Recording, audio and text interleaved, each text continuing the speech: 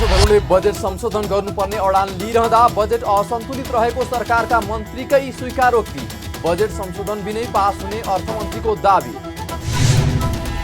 संसदीय समिति गठन गरेर पशुपतिको जलहरी प्रकरणको छानबिन गर्न सांसदहरूको माग।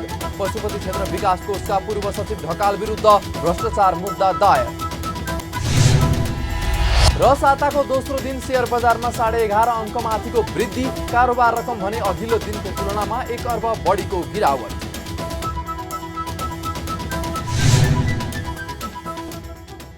नमस्कार, कारोबार समाचारमा स्वागत छ। अब समाचार विस्तारमा। सत्तारूढका साथै प्रतिपक्षी दलले बजेट संशोधन गर्नुपर्ने अडान लिइरहेका बेला सरकारका एक मन्त्रीले बजेट असन्तुलित भएको स्वीकार गर्नुभएको छ। सोमबार प्रतिनिधि सभा बैठकमा बजेटमाथि सांसदहरूले उठाएको प्रश्नको जवाफ दिँदै संस्कृति पर्यटन तथा नागरिक उड्डयन मन्त्री सुदन किराँतीले आर्थिक वर्ष 2080-81 को बजेट असन्तुलित भएको स्वीकार गर्दै माफी नै माग्नुभयो। उहाँले बजेटको सिलिङ कम भएका कारण सांसदहरूले दिएका धेरै योजनाहरू समेट्न नसकेको स्पष्ट पार्दै सांसदहरूलाई खुसी बनाउन नसकेको कारण मन्त्रीले बाटो छलेर हिँड्नुपर्ने स्थिति रहेको बताउनुभयो। मन्त्री किराँतीले सकभर देशभर सञ्चालन हुने गरी बढीभन्दा बढी साना साना बजेटका कार्यक्रमहरू समावेश गरिएको पनि बताउनुभयो। त्यस्तै प्रादेशिक सन्तुलनलाई ध्यान दिँदै प्रत्येक प्रदेशका महत्त्वपूर्ण सांस्कृतिक, धार्मिक एवं पर्यटन क्षेत्रलाई लक्षित गरी पर्यटन पूर्वाधार विकास गर्ने गरी बजेट व्यवस्था गरिएको उहाँले उल्लेख गर्नुभयो। नीति तथा कार्यक्रमको किताबमा सबै अटाएको कुरा पनि बजेटको सीमाको कारणले कार्यक्रममा ढल्नै सकेन सभामुख महोदय। अब सदाझै यसपाला मन्त्रालयको सिलिङ बजेटको व्यवस्था भएन। हाम्रो मन्त्रालयमा 0 थियो सिलिङ बजेट। विभागहरूमाथि र पुरातात्विक विभाग र पर्यटन विभागमाथि हामी भर पर्नु पर्यो। धेरै योजनाहरू अटाउनै सकिएन सभामुख महोदय र सबैको चित्त प्रसन्न बनाउनै सकिएन। बाटो छोडेर छलेर हिँड्नुपर्ने स्थिति छ मन्त्रीको सभामुख महोदय। स्वाभाविक रूपमा बजेट असन्तुलन हुन गएको छ। त्यसको निम्ति यो सम्मानित सदनमा म क्षमा प्रार्थी छु सभामुख महोदय। यद्यपि हामीसँग हजारौँ मागहरू मध्ये माननीय सांसदज्यूहरूको मागलाई हामीले लिपिबद्ध गरेर सम्बन्धित मन्त्रालय पठाएका थियौँ सम्मानका साथ। त्यहाँ पनि बजेटको सीमाले योजनाहरू पर्न सकेन भनेर अहिले हामीले बुझ्दा राम्रो हुन्छ होला सभामुख महोदय। मन्त्री किराँतीले विमानस्थल थप्ने भन्दा पनि विमानस्थलको गुणस्तरमा ध्यान दिनुपर्नेमा जोड दिँदै नेपाल वायु सेवा निगममा कर्मचारी थप्न कुनै दबाब नदिएको समेत स्पष्ट पार्नुभयो। यता बजेटमाथि सांसदहरूले उठाएको प्रश्नको जवाफ दिँदै स्वास्थ्य तथा जनसङ्ख्या मन्त्री मोहन बहादुर बस्नेतले स्वास्थ्य बिमा कार्यक्रममा देखिएका कमी कमजोरीलाई सुधार गर्दै लैजाने प्रतिबद्धता व्यक्त गर्नुभएको छ। मन्त्री बस्नेतले निजी क्षेत्रका कतिपय अस्पतालहरूले नवीकरण समेत नगरेका कारण ती अस्पतालहरूमा स्वास्थ्य बिमा कार्यक्रम सञ्चालन गर्न नसकिएको पनि स्पष्ट पार्नुभयो। उहाँले सो कार्यक्रममा देखिएका कमी कमजोरीहरूलाई हटाउने गरी कार्ययोजनाहरू बनाउने काम भइरहेको समेत बताउनुभयो। छरिएर रहेका सामाजिक स्वास्थ्य सुरक्षाका कार्यक्रमहरूलाई एकीकृत गर्दै स्वास्थ्य बिमा ऐन नियमलाई प्रभावकारी रूपमा कार्यान्वयन गर्न आगामी 7 वर्षका लागि स्वास्थ्य बिमा रणनीति मार्गचित्र तर्जुमा गरिँदैछ। सो मार्गचित्रमा स्वास्थ्य बिमा कार्यक्रमको प्रभावकारी कार्यान्वयनका लागि जनस्वास्थ्य र आधारभूत स्वास्थ्य सेवा बाहेकका विशेषज्ञ स्वास्थ्य सेवालाई स्वास्थ्य बिमाको सुविधा थैलीमा समाविष्ट गर्ने, मौजुदा कानुनहरूमा व्यवस्था भए बमोजिम सबै नागरिकलाई स्वास्थ्य बिमामा आबद्ध गर्ने, स्वास्थ्य बिमाको सुविधा थैली तथा योगदान रकमलाई अद्यावधिक गर्ने साथै पर्याप्त जनशक्ति सहितको बिमा बोर्डको सङ्गठनात्मक क्षमता अभिवृद्धि गर्ने प्राथमिकताहरू तय गरिएका छन्। यस मार्गचित्रको कार्यान्वयन पश्चात पैसाको अभावमा उपचार नपाउने व्यवस्थाको अन्त्य हुन्छ भन्ने कुरामा हामीले विश्वास गरेका छौँ। मन्त्री बस्नेतले स्वास्थ्य उपचारमा गरिब जनताको पहुँच वृद्धिका लागि आफूले निशुल्क बेडहरूको व्यवस्था मिलाउने कामलाई अघि बढाएको पनि पटक पटक दोहोर्याउनु भयो। बैठकमा उपप्रधान एवं रक्षा मन्त्री पूर्णबहादुर खड्काले नेपाली सेनाको संख्या कटौती गर्न उपयुक्त नहुने बताउनुभयो। रक्षा मन्त्रालयको विनियोजन शीर्षकमाथि सांसदहरूले उठाएका प्रश्नहरूको जवाब दिने क्रममा उहाँले बहुप्रकृतिको जिम्मेवारीलाई हेर्दा नेपाली सेनाको संख्या कायमै राखेर अघि बढ्न सान्दर्भिक हुने स्पष्ट पार्नुभयो। उपप्रधानमन्त्री खड्काले नेपाली सेना संविधानप्रति प्रतिबद्ध संगठन भएको र यसले आफ्नो जिम्मेवारी सोही अनुसार निर्वाह गरिरहेको पनि स्पष्ट पार्नुभयो। नेपाली सेनाको संख्यालाई हामीले निरपेक्ष रूपमा हेरिनुहुन्न भन्ने लाग्दछ। नेपाली सेनाको संख्यालाई अर्को दृष्टिकोणले मुलुकको भौगोलिक अवस्थिति, अन्तर्राष्ट्रिय सुरक्षा परिवेश, मुलुकको आवश्यकता तथा नेपाली सेनाले राष्ट्रिय एवं अन्तर्राष्ट्रिय क्षेत्रमा निर्वाह गरिरहेको महत्त्वपूर्ण जिम्मेवारीहरूलाई समेत मध्यनजर गर्दै सोको आधारमा विश्लेषण गर्न सान्दर्भिक हुन्छ भन्ने लाग्दछ। नेपाली सेनालाई मुलुकको आवश्यकता अनुसार सक्षम, सबल र सुदृढ गर्दै लिएर जानुपर्ने हाम्रो आवश्यकता हो भन्ने लाग्दछ। हाम्रो संविधानको व्यवस्था अनुसार संविधानको धारा 267 को उपधारा 1 मा विशेष व्यवस्था गरिएको छ। नेपालको स्वतन्त्रता, सार्वभौमसत्ता, भौगोलिक अखण्डता, स्वाधीनता, राष्ट्रिय एकताको रक्षाको लागि संविधानप्रति प्रतिबद्ध एक नेपाली सेनाको सङ्गठन रहने हाम्रो संवैधानिक प्रावधान र व्यवस्था समेत रहेको बेहोरा मान्य सदस्यहरूलाई अवगत नै छ। त्यसैले हाम्रो नेपाली सेनाको संख्या, हामीले उसलाई दिएको जिम्मेवारी, बहुप्रकृतिका विभिन्न जिम्मेवारीलाई जोडेर हेर्दा सान्दर्भिक हुन्छ भन्ने म निवेदन गर्न चाहन्छु। बैठकमा संघीय मामिला तथा सामान्य प्रशासन मन्त्री अमनलाल मोदीले संघीय निजामती सेवा ऐनको मस्यौदा छिट्टै संसदमा पेश गर्ने बताउनुभयो। मन्त्री मोदीले सरकारमा सत्तारूढ दलहरू फेरबदल भएका कारण सो ऐनको मस्यौदा संसदमा पेश गर्ने काममा ढिलाइ हुन गएको स्पष्टीकरण समेत दिनुभयो। मन्त्री मोदीले सो ऐनको मस्यौदामा देखिएको समस्या पनि यही असार 15, 16 र 17 गते बस्ने प्रधानमन्त्री सहितका उच्च स्तरीय छलफलबाट टुङ्गो लाग्ने योजना रहेको पनि जानकारी गराउनुभयो। संघीय निजामती सेवा ऐन नहुँदा 3 तहका कर्मचारी व्यवस्थापन समस्याको समाधान कसरी हुन्छ, संहिता कार्यान्वयनको सम्बन्धमा सङ्घ कर्मचारी, प्रदेश कर्मचारीको स्थानीय तहका कर्मचारी सम्बन्धमा जुन खालको जटिलता देखिएको छ त्यो चाहिँ तत्काल न्यायिक कर्मचारी व्यवस्थापन गर्नुपर्ने, जनताको अपेक्षा सम्बोधन गर्न गरी नयाँ ऐन ल्याउनुपर्ने र नयाँ आउने ऐन ट्रेड युनियन अधिकार हटाउनुपर्ने सभामुख महोदय त्यो कुराहरू केही आएका छन्। लगायत विषयहरूमा मानवजीहरूले आएका सुझाव तथा गम्भीरताको साथमा लिएको छु। नेपालको संविधानको मर्म र भावना बमोजिम सङ्घ, प्रदेश र स्थानीय तहबीच प्रशासनिक अन्तर्सम्बन्ध र साझेदारीको कार्यक्रम कायम हुने गरी संघीय निजामती सेवा सम्बन्धी विधेयक राय परामर्शका लागि अर्थ मन्त्रालय, कानुन, न्याय तथा संसदीय मामिला मन्त्रालय मिति 2079-12-10 मा पठाइएको छ। राय परामर्श प्राप्त हुनासाथ उक्त विधेयक सम्मानित सदनमा पेश गर्ने प्रयोजनको लागि व्यवस्था मिलाउन नेपाल सरकार मन्त्री परिषदमा पठाइने व्यवस्था जानकारी गराउँदछु।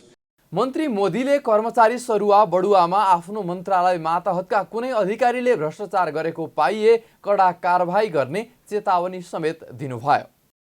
परराष्ट्र मन्त्री नारायण प्रकाश साउदले भारतको संसद भवनमा नेपाली भूमि समेटिएको नक्सा राखिएको सम्बन्धमा भारतीय पक्षसँग कुरा गरी प्रतिवेदन पठाउन नेपाली राजदूतावासलाई निर्देशन दिएको जानकारी गराउनु भएको छ।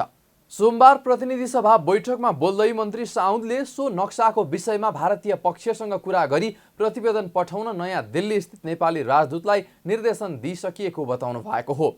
उहाँले यसप्रति नेपाल सरकारको ध्यानाकर्षण भएको भन्दै नक्साको विषय राजनीतिक विषय नभएको भनी भारतीय सरकारका विदेश मन्त्रीबाट आधिकारिक धारणा समेत आइसकेको बताउनुभयो।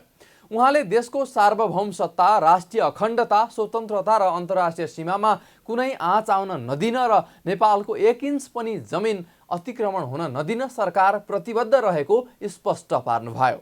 भारतीय संसदमा राखिएको भित्तेचित्र र राष्ट्रिय विभूति सम्बन्धी विवादका सन्दर्भमा नवनिर्मित भारतीय संसद भवनमा राखिएको म्युरलका सम्बन्धमा नेपाल सरकारको निश्चय नै ध्यानाकर्षण भएको छ। सो म्युरलको क्याप्सनमा सम्राट अशोकको समयमा उनको साम्राज्यको फैलावट जनाइएको भनी लेखिएको र सो राजनैतिक विषय नरहेको भनी भारतीय सरकारका तर्फबाट आधिकारिक धारणा समेत त्यहाँका विदेश मन्त्रीबाट आइसकेको बेहोरा सम्मानित सदनलाई अवगत नै छ। यस विषयमा भारतीय पक्षसँग कुरा गरी प्रतिवेदन पठाउन नयाँ दिल्ली स्थित नेपाली राजदूतलाई निर्देशन दिइसकिएको छ। नेपालको सार्वभौम सत्ता, राष्ट्रिय अखण्डता, स्वतन्त्रता र हाम्रो अन्तर्राष्ट्रिय सीमामा कुनै आँच आउन नदिन र नेपालको 1 इन्च जमिन पनि अतिक्रमण हुन नदिन हामी पूर्ण प्रतिबद्ध छौँ।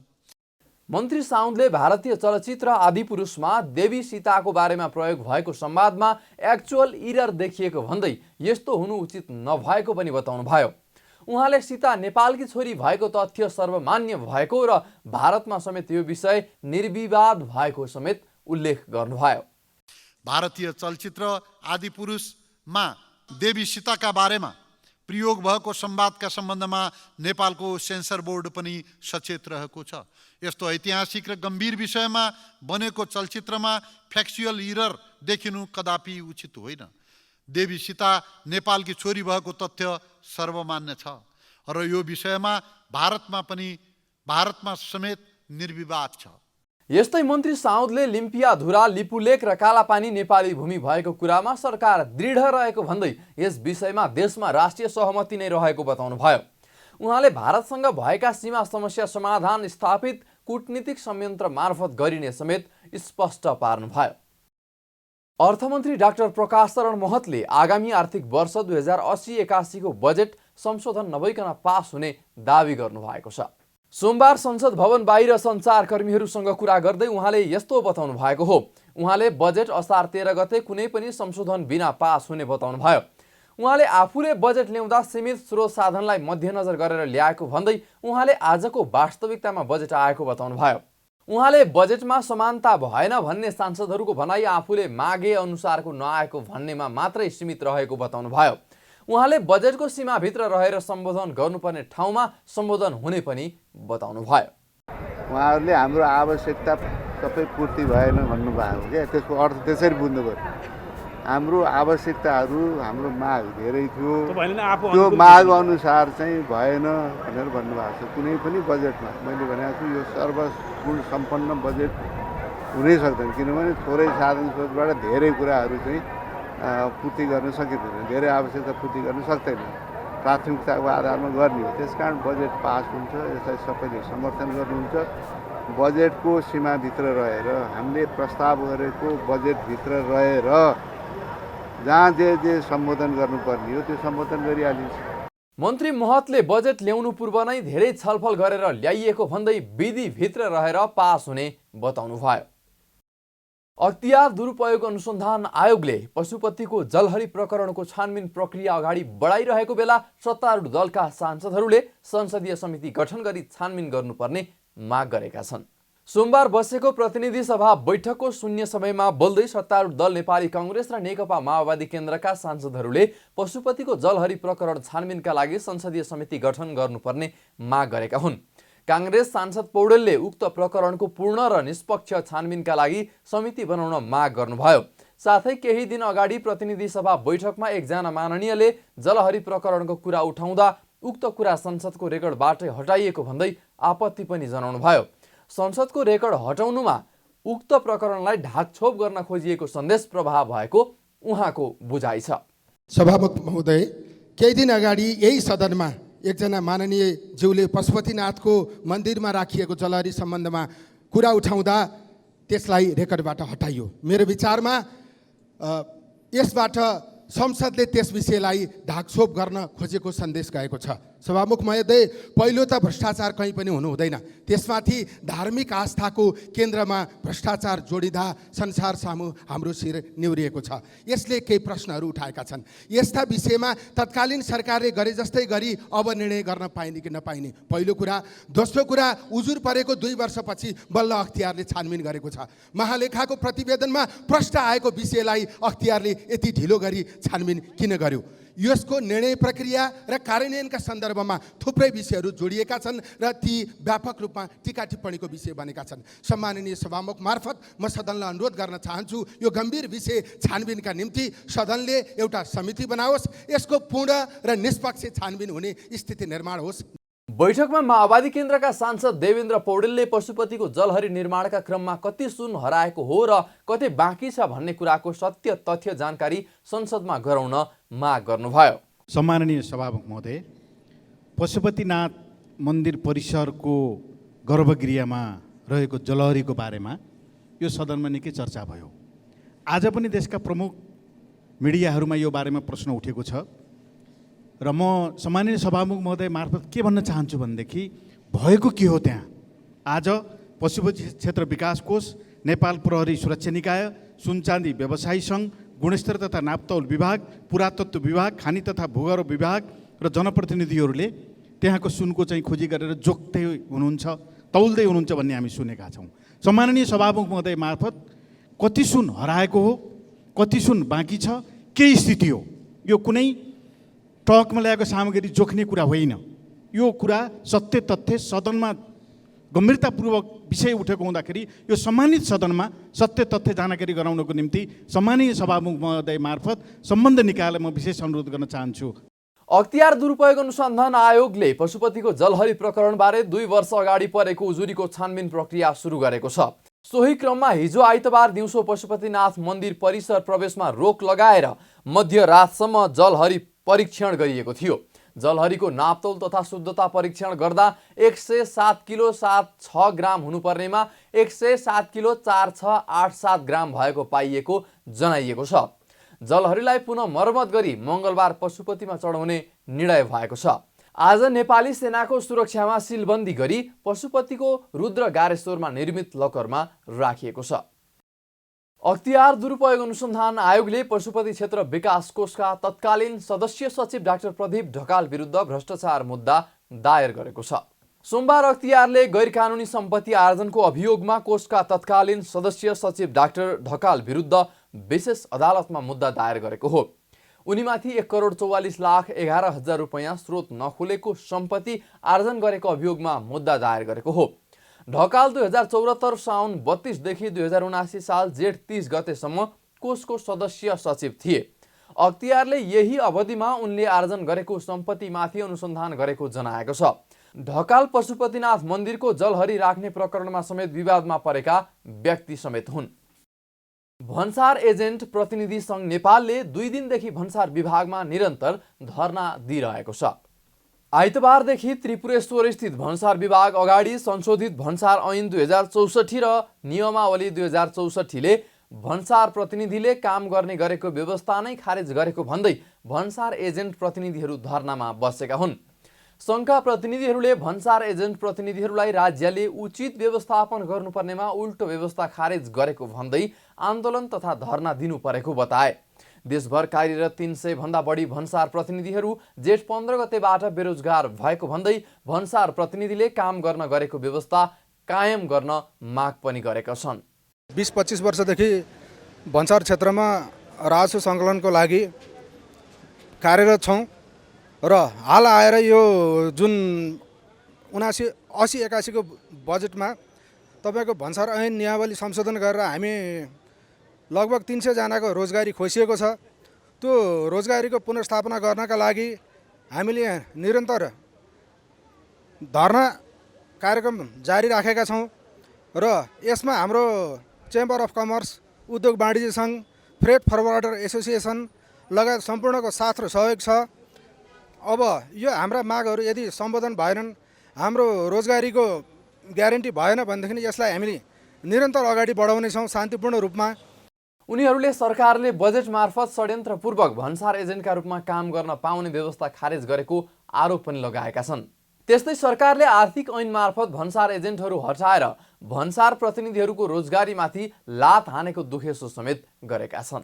आज हामीलाई लत्याएर आज हाम्रो यो चाहिँ भनौँ यो नागरिक बाँच्न पाउने अधिकार, नैसर्गिक अधिकार, रोजगारीको अधिकार र चाहिँ नेपालको कानुनमै रोजगारीहरूलाई चाहिँ स्वरोजगार गराउनु पर्ने चाहिँ भएकोले गर्दाखेरि हामीलाई हटाएकोले गर्दाखेरि हामी चरणबद्ध आन्दोलनमा छौँ। हालै आर्थिक ऐन र 14औं संशोधन नियावलीबाट प्रतिनिधिहरू हटाएर प्रतिनिधिहरूको रोजगारीमाथि नै लात हानेको छ। उहाँहरू विगत 25 देखि 30 वर्षदेखि नै भन्सार एजेन्टहरूको प्रतिनिधि बनेर रासो सङ्कलनमा टेवा दिँदै आउनुभएको उहाँहरूको अहिले 10औं हजार परिवारहरू चाहिँ बेघर हुनुभएको छ। यो चाहिँ राज्यले उहाँहरूलाई भन्सार एजेन्टको इजाजत पत्र दिएर प्रतिनिधिलाई पुनर्स्थापना गरेर राज्यले यसको समाधान गर्नै पर्छ। भन्सार प्रतिनिधिहरूले पटक पटक भन्सार विभाग अर्थ मन्त्रालयलाई ध्यानाकर्षण ज्ञापन पत्र बुझाउँदा पनि केही सुनवाई नगर्दा बाध्य भएर आन्दोलनमा जानु परेको पनि बताएका छन्। काठमाडौँ जिल्ला अदालतका न्यायाधीश डाक्टर श्रीकृष्ण भट्टराईले पदबाट राजीनामा दिनुभएको छ। आफैले कानुनी र नैतिक रूपमा प्रश्न उठाएको व्यक्ति प्रधान न्यायाधीश भएको भन्दै उहाँले प्रधान न्यायाधीश हरिकृष्ण कार्कीको मातहतमा बस्न असहज हुने भन्दै सोमबार राजीनामा दिनुभएको हो। उहाँले न्यायाधीश नियुक्तिको प्रक्रियाप्रति असन्तुष्टि व्यक्त गर्दै राजनीतिक पार्टीका मानिसहरू न्याय परिषदमा नियुक्ति हुने गरेको आरोप पनि लगाउनुभयो। न्याय परिषदले न्यायाधीशमा राजनीतिक मानिसहरू अपारदर्शी ढङ्गबाट भर्ती गरिदिएपछि न्यायाधीशहरूको भविष्य नै अन्धकार भएको भन्दै उहाँले राजनीतिक मानिसहरू पदमा आएर राजनीतिक आस्थाको लागि न्याय क्षेत्रमा काम गर्ने स्थिति देखिएको प्रति आपत्ति पनि जनाउनुभयो। प्रधान न्यायाधीश कार्की प्रधान न्यायाधीश हुनु पूर्व नै संसदीय समितिमा आफूले उजुरी हाले पनि संसदीय सुनवाई समितिले विवेक प्रयोग गर्न नसकेको दुखेसो पनि गर्नुभयो। अब मुख्य कारण त अब यो न्यायाधीश नियुक्ति प्रक्रिया र अनि त्यसपछि यो चाहिँ बाहिरबाट राजनीतिक नियुक्तिहरू अत्यन्तै धेरै राजनीतिक पार्टीका मान्छेहरू र न्याय परिषदका आफन्तहरू चाहिँ बाहिरबाट नियुक्ति गरिदिने। त्यसो गर्दा जुन करियरबाट जो हामी चाहिँ आएका छौँ सबैको भविष्य अन्धकार भयो। अब कस्तो भइदियो भने एउटा सर्वोच्चमा पुग्ने प्रधान न्यायाधीश बन्ने त्यो हाम्रो चाहिँ एउटा डेस्टिनेसन हुन्छ। त्यो चाहिँ बिचबाट कुनै बिना प्रतिस्पर्धा अनि पोलिटिकल मान्छेहरू अपारदर्शी तरिकाले भर्ती गरिदिएपछि सबै करियर जजहरूदेखि लिएर सबैको चाहिँ भविष्य डामाडोल भयो। अनि भविष्य पनि डामाडोल हुने र राजनीतिक मान्छेहरू पदमा आएर उहाँहरू चाहिँ राजनीतिक आस्थाको आधारमा उहाँहरूले चाहिँ काम गर्ने न्यायपालिकामा त्यो काम गर्ने त्यो देख्दाखेरि न्यायपालिकाको पुनर्संरचना र न्यायपालिकाको सुधार नगरी नहुने अवस्था रह्यो। त्यो रहँदा मैले अहिलेको जुन सम्मान्य प्रधान न्यायाधीशजी हुनुहुन्छ उहाँको प्रधान न्यायाधीश बन्नुभन्दा अगाडि संसदीय सुनवाई समक्ष पनि मैले त्यही कुरा भनेर मैले उजुरी गरेँ। उहाँ यो पदको लागि योग्य हुनुहुन्न। उहाँको जुन एन्ट्रीदेखि लिएर उहाँको नियुक्तिमा वैधानिकताको कुरादेखि लिएर त्यसपछि संसदीय सुनवाई समितिमा पनि सुनवाई समितिले पनि विवेक प्रयोग गर्ला भन्ने लागेको थियो। तर समिति आफै एउटा त चाहिँ संसदको संयुक्त कार्य सञ्चालन नियमावली 2080 राजपत्रमा पब्लिस नहुँदै उहाँहरूको समिति फर्मेसन भएर प्रक्रिया थाल्नुभयो। यति हतारमा थाल्नुभयो र त्यो उहाँहरूले त्यो राजपत्रमा पब्लिस नभइसकेपछि त्यो अवैध रह्यो, त्यो कानुनी भएन।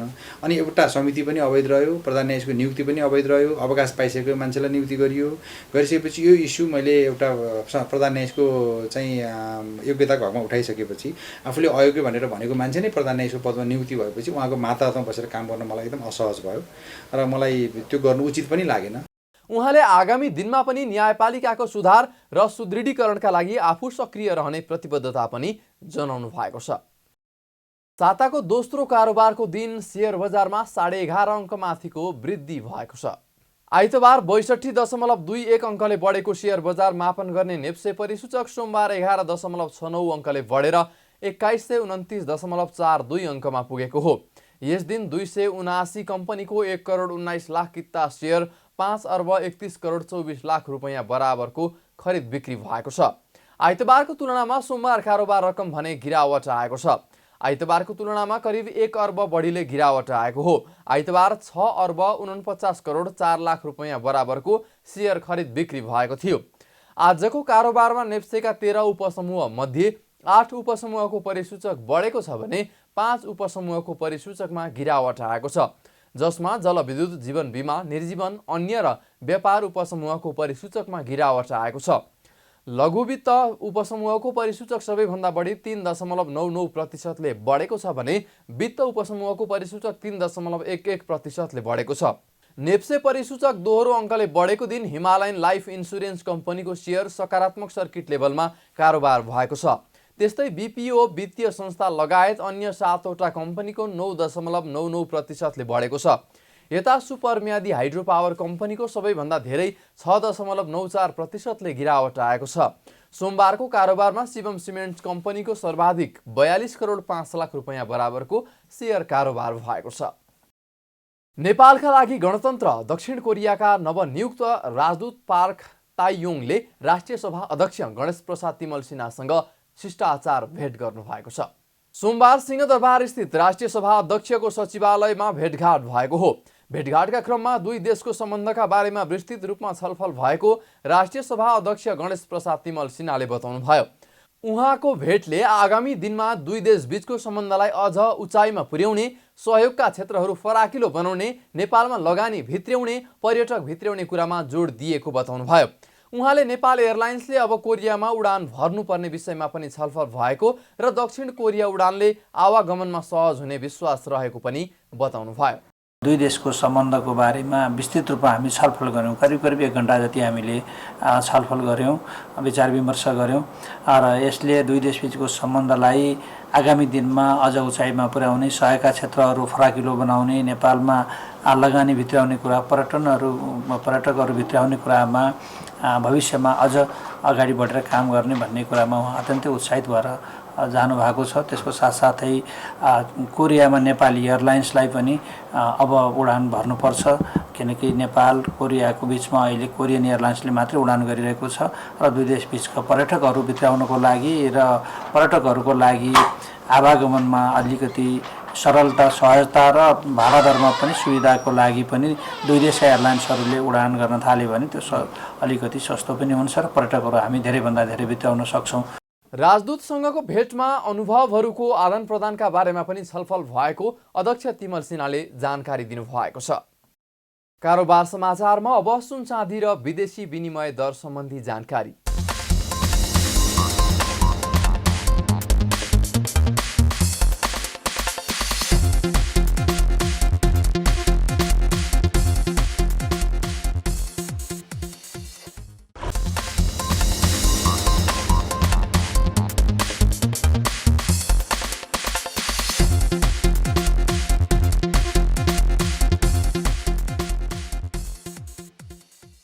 बिदा हुनुअघि अहिलेसम्मका प्रमुख समाचार फेरि एकपटक।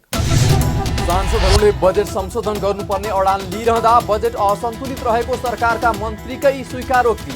बजेट संशोधन बिनै पास हुने अर्थमन्त्रीको दाबी। संसदीय समिति गठन गरेर पशुपतिको जलहरी प्रकरणको छानबिन गर्न सांसदहरूको माग। पशुपति क्षेत्र विकास कोषका पूर्व सचिव ढकाल विरुद्ध भ्रष्टाचार मुद्दा दायर। र साताको दोस्रो दिन शेयर बजारमा 11.5 अङ्क माथिको वृद्धि, कारोबार रकम भने अघिल्लो दिनको तुलनामा 1 अर्ब बढीको गिरावट।